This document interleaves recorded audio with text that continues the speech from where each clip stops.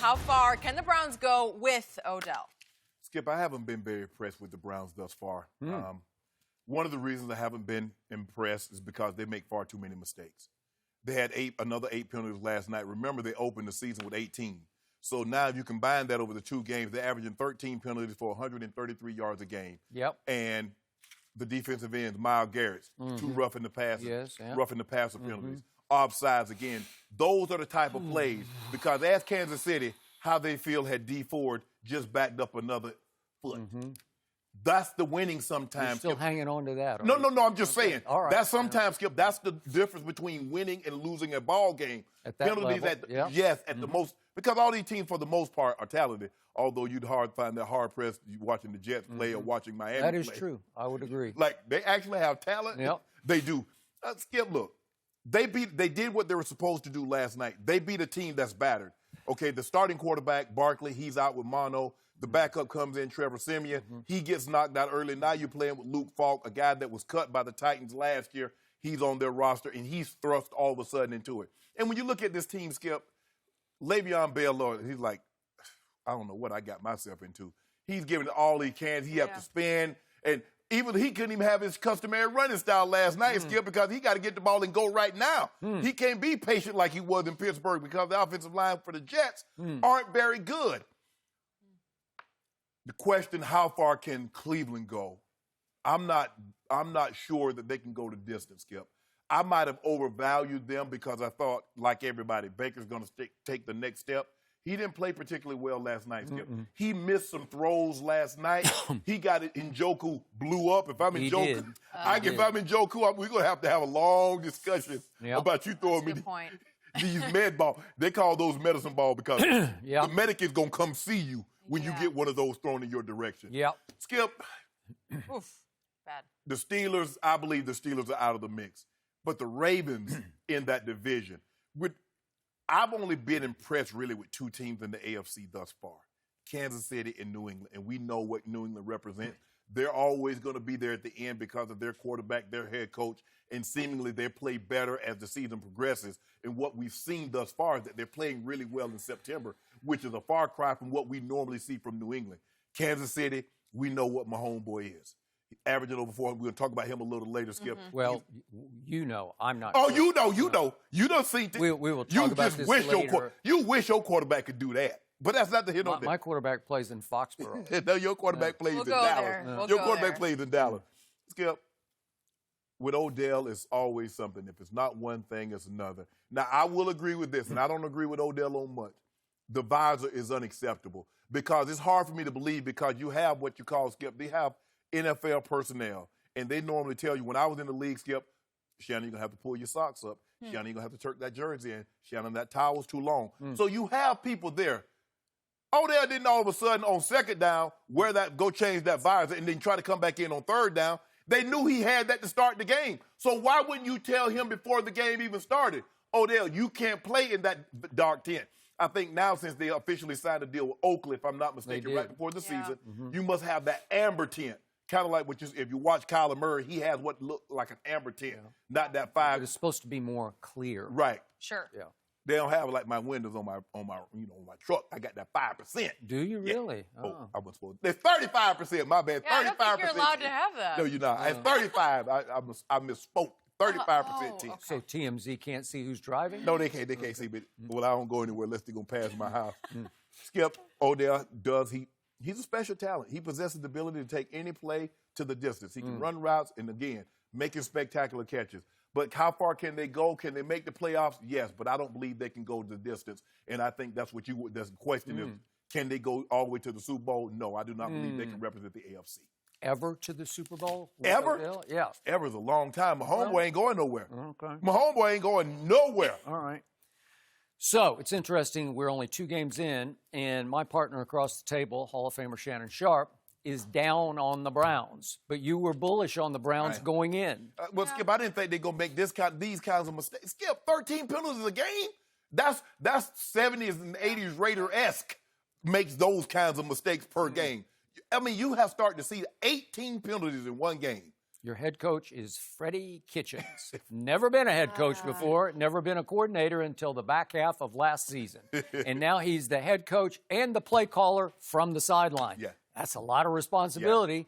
Yeah. And he is becoming the ultimate player's coach. He just wants everybody to be happy and nobody to play with much discipline, it appears, so far. Right? Right. So, obviously, the Browns caught a huge break yesterday when it was announced that Ben Roethlisberger is gone for the year. Yes. That suddenly opened up that division. Right. Yeah. And Andrew Luck earlier in the year from Indy. And that then, was a playoff spot. Yeah, there you go. That's a good point. And then they caught a significant break last night when they caught the undermanned, overmatched Jets without Sam Darnold and without two of their best defensive players. There's no C.J. Mosley. Yeah. There's no Quinnen Williams. So all of a sudden, you're down. Then you go to your third-string quarterback. I can't read anything into what I saw last night. No. Was I entertained by Odell? I was, because he remains the most entertaining player in the whole National Football League as far as Safe. on and off the field entertainment value. I'm talking about he's the ultimate diva act. It's always something with him on the sidelines, in the huddle, somewhere else, like that doesn't directly impact the actual football. Right. But he saved a dud of a game last night with two Odell plays. Right. Another hood ornament catch. Voila. Yep. Right? Pretty. It was pretty, and it was fun to watch. And he went home and he showed them up, right? Yep. And then he caught them napping, and he just split the zone. And if you let him get off to the races, he can run 89 yards. Yeah. And he looked like he was flying about right? A couple of years ago, didn't he do something like that? He caught a slant pass against the Cowboys, if I'm not mistaken. You remember that Sunday night game, Skip? That was in the slush. No. It had Did he do snowed all day. Did he do I it? think it was the only score in the game. Am I right? Did he It was in the slush. I don't know. And my DBs couldn't get their footing. And all of a somehow sudden, he off got the his races. footing. Okay, so he makes two plays last night that break the game open, albeit against an opponent that you and I have little to no respect for at this point in the season, right? Sorry, Whit. Yeah, sorry. Yeah, it's not good. And not then good. we get to the Ravens. You're more bullish still on the Ravens than I am. And there was an interesting quote today in The Athletic from Mike Sando's piece, quoting a talent evaluator, a personnel director, saying he's still not sold basically on the Ravens. He thinks they're going to get exposed within the first 4 games. And I will say this about the Ravens. They have played the easiest first two games in the league, because when you go at Miami and then Arizona at home, I mean, seriously, has anybody played an easier first two than those two? Cowboys. Oh, stop Giants it. come to your building. Eli about to go to the Pine in Case Keenum. Now. So you're saying Miami and Arizona are better than the Giants and the Redskins, really? And that's the Redskins at the Redskins. Arizona might be both of them. Right now. Really? Yeah. Interesting. Oh, Kyler better than Case Keenum. I think, well, I'll give you that. And Eli. And Eli right now. Kyler's going to be a star. I don't know what he's going to be. I'm talking about right now. Well, all he did was throw for 300-plus in his first 2 games. And came through my drive-thru. You know I opened a drive-thru? You can drive through and get them L's now. You ain't got to come inside. Because I want to get you on your way, because there's a lot of people coming to get the L's. So we're about to see what happens when somebody has to play Baltimore. Baltimore goes to KC. KC. Baltimore goes to KC, right? Let's see what happens there. Skip, that's my homeboy. He going to light a lot of people up. Watch what he does when he go to Foxborough. He going to light them up. And back to the question, watch what happens this Sunday when the Rams visit the Browns. Right. Okay? Now we will litmus test. Yes. Now we will check your oil. Now will you see what you're really made of. Correct. And I don't think they're made of quite the right stuff. I think they will battle the Ravens all year in this division. It could be like a 9-7, 9-7 kind of finish between those two teams. I root for the Browns only because I root for Baker Mayfield. And he's just fun to watch. I love to watch him play quarterback, but I'm with you. Yeah. It's been a little shaky so far. They got routed and embarrassed and humiliated at home in their opener, 43-13 by the Tennessee Titans, who went home and immediately lost to the Indianapolis Colts without Andrew Luck, right? Yep. So I go back to what am I seeing from Baker Mayfield so far? As much as I love him, his QBR so far have been a 27 against the Tennessee Titans, that scale of 0 to 100, and last night a 55, which is just barely above average.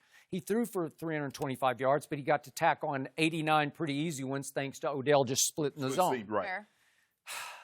I am seeing Baker struggle in ways I haven't seen him struggle in all the years I've watched him dating back to Texas Tech.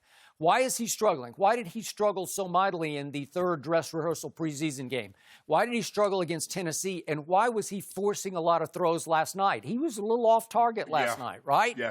Thank you for watching. You can subscribe here to get the latest from the show, and be sure to check out more of the best clips from Undisputed, or go watch a few other segments from our other shows on FS1.